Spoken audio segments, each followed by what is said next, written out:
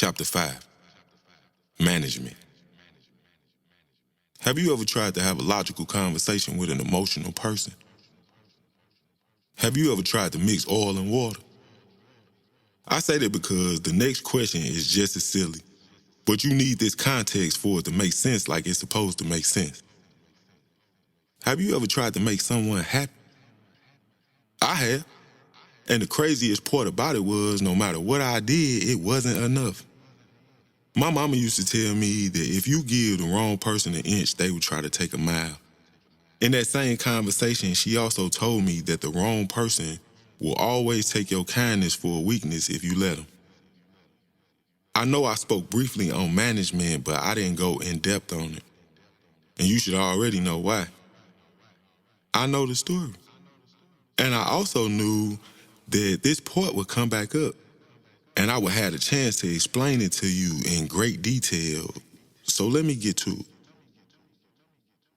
After dealing with a semi-hissy fit about all the bouncing asses that came across my timeline, against my better judgment, I unfollowed every Instagram model that I didn't know in real life. I got tired of her complaining about it as she looked over my shoulder to monitor what I looked at. It didn't really bother me at first, but the more she did it, the more it started to have a negative effect. But needless to say, I did that for her. But in place of it, I started to ask her to shake her ass for me. But do you think she did it? Nah, for real. Do you think she did it? I want to tell you that she dropped it like it was hot each and every time that I asked her to. But I'm not in the business of lying. As I write this, the thought is on my mind that I really stopped looking at beautiful women working what they mama gave them, only to have the reason I stopped looking at beautiful women not compensate me for doing it. This was my real introduction to management, though I had seen it. I hadn't put a title on it yet. And before you start trying to figure out why I use the term management, let me break it down for you. I look at relationships in the terms of working at a fast food restaurant. We are both employees to the relationship, and God is the manager. Neither one of us is more important than the other one, and whatever needs to be done, we take care of it. If I'm running the register, she might have to handle the cooking. If she working the window, I'm cleaning the bathroom. And before you say something, the shake machine is always broke. I don't know if I said this, but I have a problem being told what to do. You were more than welcome to ask me, but I don't do demands because I don't give them. I only bow to a power higher than myself, and if you are not that, that is not going to turn out nowhere close to how you want it to. But let me get back to the story.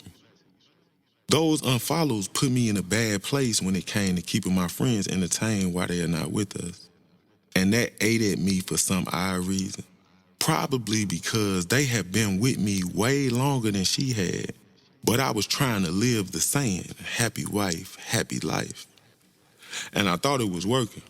Until one day I picked up my iPad and seen something that blew my mind. Did I tell you I gave her the password to all my devices? Did I tell you that she went through those devices in search of whatever it was she was in search of? I know I did. But what I know I never told you was that I gave her permission to add or remove anybody that she may have ran across. I know I didn't tell you that because I didn't tell it to her. But that day, I found out that that was the type of time she was on. I guess she was moving too fast, or I came back in the house too quick from letting the fur babies out the potty. But whatever it was, as I looked at the screen, it told me that I had blocked one of my closest friends. An hour later, I got a text from that friend asking me did I block her, and I didn't know what to say. I wanted to tell her the truth, but I was taught to never throw my partner under the bus to save myself. So that's what I did. I also made a mental note to go check the block list on all my accounts to see if I knew anybody else that was no longer in my life. But before I did, I made sure I unblocked my friend and followed her back. I thought about saying something absolutely about it in that moment, but something told me to start paying attention and wait. If she was really doing what I thought she was doing, it would come back up later and that's when I could address it. And I ain't even gonna hold you. It only took 2 hours before she was asking me about that person that I followed that she knew I wasn't supposed to be following, though I wasn't supposed to know, if you get what I'm saying. I'm not gonna give it to you verbatim, but she used a few cuss words in reference to my friend when she laid it on the table for me. She really called my friend a bitch. And the whole time, I'm trying to process where she coming from. In my mind, it was completely left field. But in her mind, it was a pertinent issue that needed to be dealt with right in that moment. So I let it play out. While it was playing out, I was on my phone checking my block list, so when it was my time to talk, I could have something interesting to say. I had all kinds of questions, but I was biding my time while she hit me with how she felt. Have I told you that she was long-winded?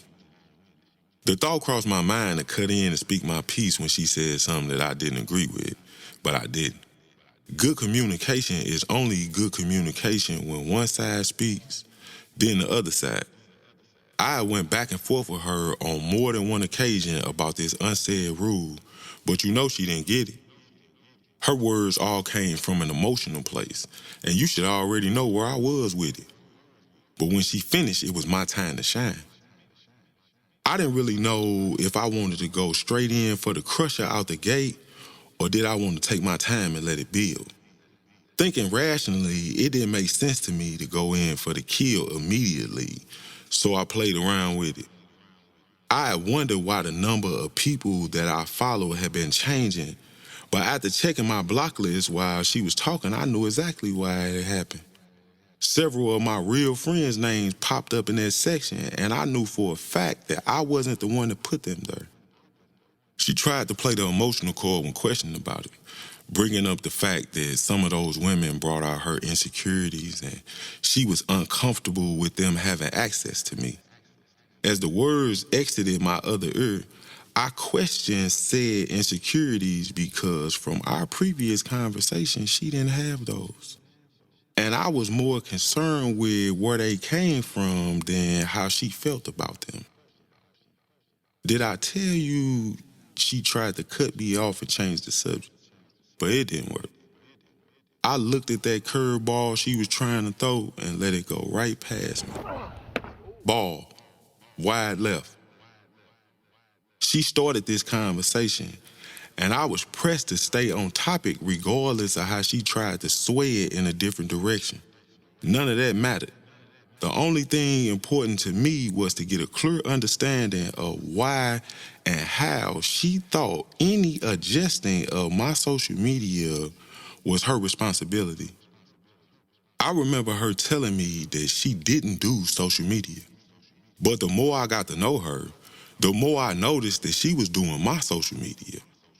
Reading all the comments, pointing out who she thought was hitting on me, telling me what I should have said to somebody I didn't say anything to, and actually keeping track of the new people that I followed.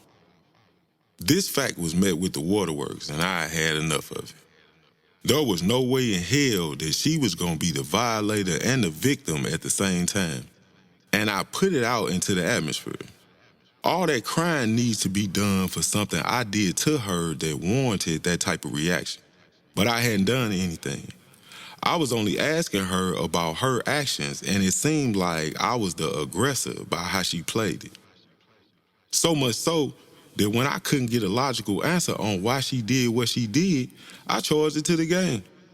I wanted to cuss her out and put on a whole show, but I maintained my composure because I knew that she would try to spin it right back on me for how I spoke to her about something she did, and I wasn't going for it. I had told her one day that I would never pick the internet over her, but that was the wrong time for her to bring it back up. But she tried, which opened the door for me to walk in with the crusher. You should have seen the look of defeat on her face when I started calling off all the women that she blocked that I knew in real life. I'm talking deer caught in the headlights. I'm talking when the secret shopper security catches you stealing in the store. I'm talking about she got stiff as a statue when she realized that I knew what she had done. Management caught red-handed with her hand in the cookie jar. And again, she tried to use my words against me. You told me that you would never choose the internet over me. And here you are doing it right now. And I ain't even gonna hold you. It almost worked. But you know almost only counts in horseshoes and hand grenades. And this, unfortunately, was not that. It wasn't anything close to it. So instead of continuing to waste my time talking to her about something she did to me, I walked off. I had put forth my best effort to get a clear understanding with her, but nothing she said was an answer to any of the questions that I asked her. I only have so much patience to deal with nonsense before it starts to bother my spirit, and I made sure that I made the great escape before she got me to that point. A couple hours later, she sent me a text with the sorriest apology I have ever had the displeasure to entertain.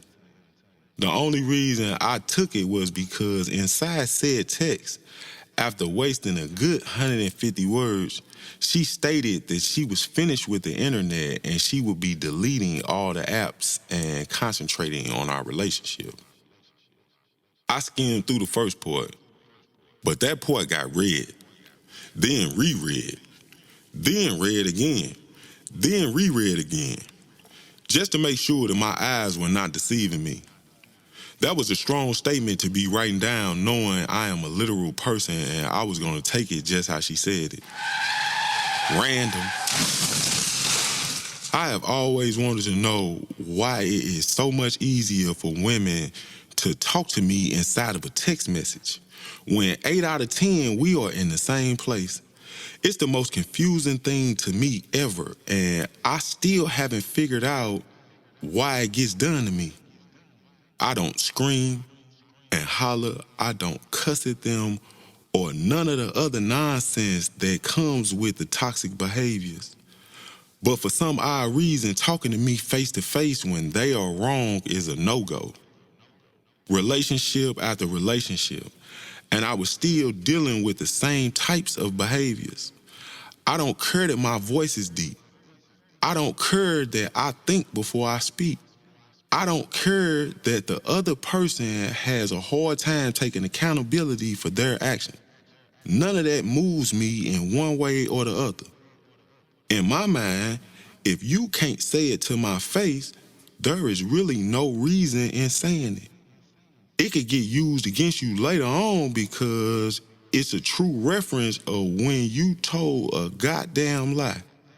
Other than that, it has no effect on how I deal with the situation. But let me get back to the story. Fast forward less than 7 business days, and who do you think I am having a conversation with about the internet? If you say management, then you got it right. I want to tell you that I was talking to the representative, but I can't. Her appearances were starting to become few and far between, and I can't even hold you. I was missing her. She was the person I signed up to do this relationship thing with, and she was no longer present to make it make sense. She had left me with whoever this lady I was talking to was, and that was not a good look. It was almost disrespectful to the point of calling it quits. But every time I was right there, the representative popped back out to reel me back in. But that's neither here nor there. Management had another problem with me not responding to a comment where somebody mentioned her, and it blew my mind. I thought we were finally in a good place, and I was wrong. I was so wrong. In my mind, I was so lost as to how somebody who deleted their social media was talking to me about a comment, but I kept it to myself. I think the look on my face gave it away though, but I'm not certain. I've gotten rather good at hiding whatever I am thinking behind the same emotionless stir, but she might have seen it as I was trying to process that information. No part of it made sense to me. But like I said, I was doing my best to process the information, and then it hit me like a ton of bricks. This internet behavior was starting to become a pattern that I was not happy with. Telling her was not working for some odd reason, so I decided to take a different approach. But I knew without knowing that that was going to open up another can of something I probably was not going to eat. But when in Rome, you have to do what the Romans do, and against my better judgment, I tried to appeal to her emotional side. That went completely left, and I came right back to common sense immediately. You can't tell me that you don't do something, then do it, then try to use anything other than an apology to justify it, because that does not work for me.